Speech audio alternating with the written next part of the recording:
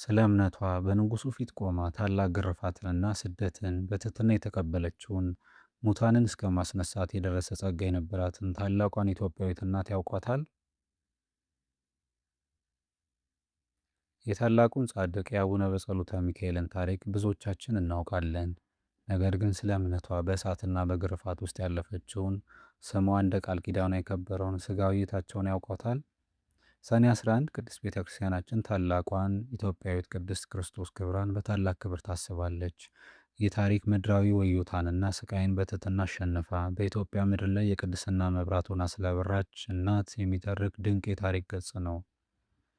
ክርስቶስ ክብራ የተወለደችው በደቡብ ወሎ አምሃራ ሳይንት አካባቢ ሲሆን ሕይወቷን ሙሉ ለእግዚአብሔር ያስገዛች ድንቅ መናኝ ነበረች። በዚያ ዘመን የነበረው ንጉሥ አጼ ሰይፋርድ የቤተ ክርስቲያንን ሥርዓትና ሕግ በመጣሱ ምክንያት ወንድሟ አቡነ በጸሎተ ሚካኤልና ቅዱሳን አባቶች በግፍ ተሰደዱ፣ ተገረፉም። ጠላት ይህችን ቅድስት እናትም አልተዋትም፣ ወንድምሽ ንጉሡን ተቃውሟል በሚልና እሷም በኦርቶዶክሳዊት እምነቷ ስላልተደራደረች በንጉሡ ፊት አቀረቧት። ታላቅ ግርፋትንና ስቃይን አደረሱባት፣ ከአገር አገር አሳደዷት። ነገር ግን ክርስቶስ ክብራ እንደ ስሟ ክብሯን በክርስቶስ ላይ አድርጋ ነበርና ፊቷ ላይ ካለው ረድኤት በቀር ቅንጣት ያህል የፍርሃት ምልክት አልታየባትም።